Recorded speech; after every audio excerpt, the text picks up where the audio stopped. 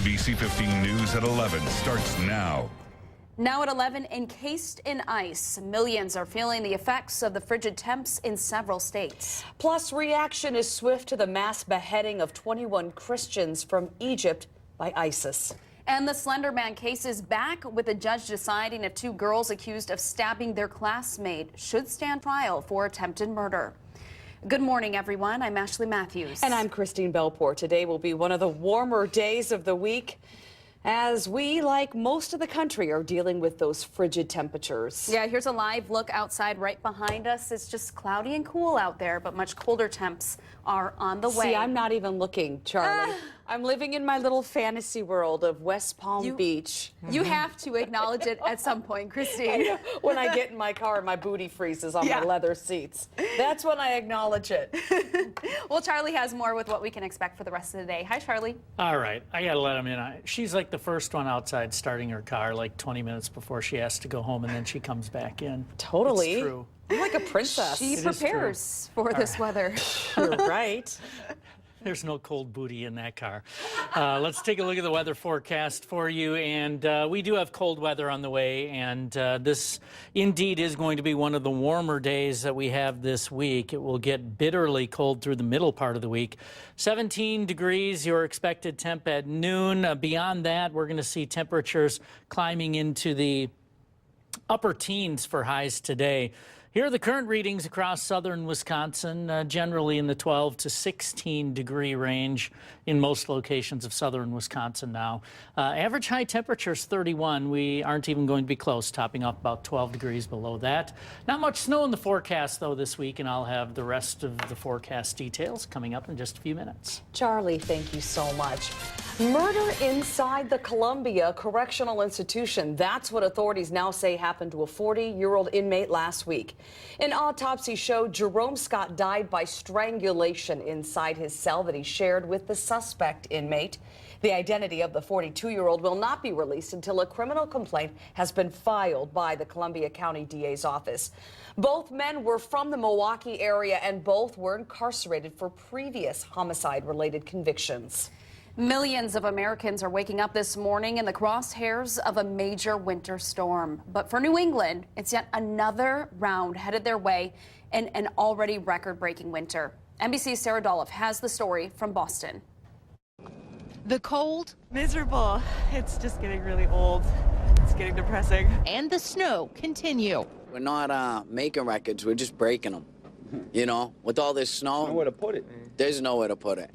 In Boston, bone-chilling winds and 13 inches of fresh snow combined to break weather records. This is storms of historic proportion. I know that people are frustrated. People just want this to end. Across New England, residents are digging out. Some places seeing more than 90 inches of snow since the first of the year.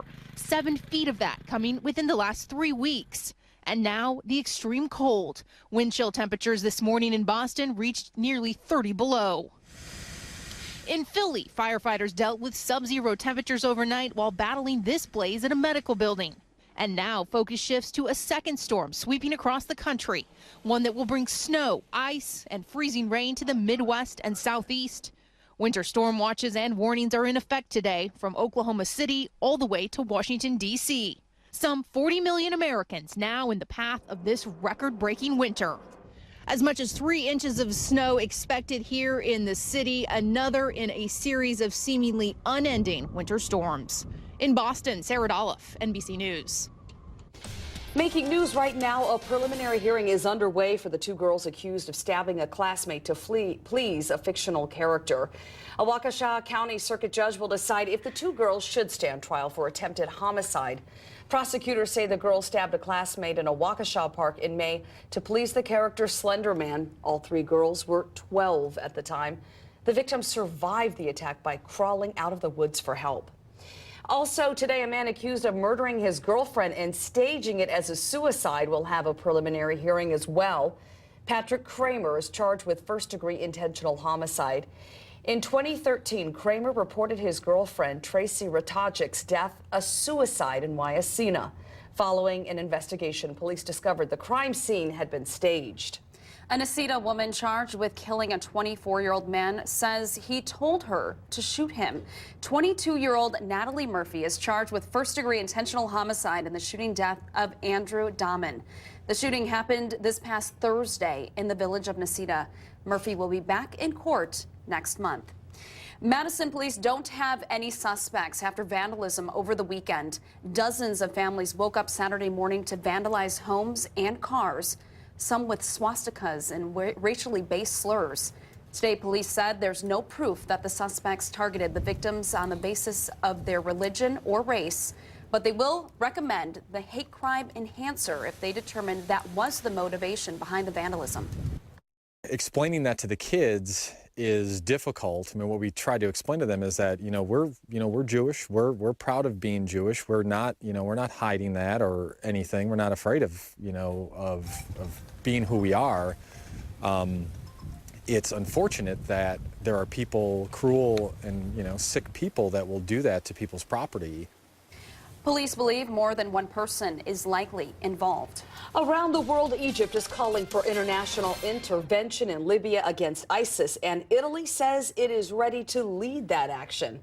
ISIS released this new video showing the beheadings of 21 Egyptian Christians in Libya. The video appears to have been taken on the coast of the Mediterranean Sea. A masked English-speaking fighter delivers a message threatening the Christian populations of Iraq, Syria, and other nations. Earlier today, they launched airstrikes against ISIS targets in Libya. Well, here is a new NBC 15 recall. General Motors is recalling more than 81,000 cars because of a problem that could cause the power steering to fail. The recall affects Chevy Malibu, Malibu Max, and Pontiac G6 models with power steering from the 2006 and 2007 years.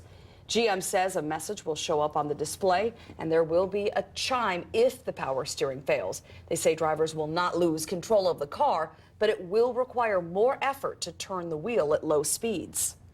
Well, we've been hearing this prediction for years, that drones could one day fill our skies, snapping aerial photographs, chasing bad guys, even delivering pizzas.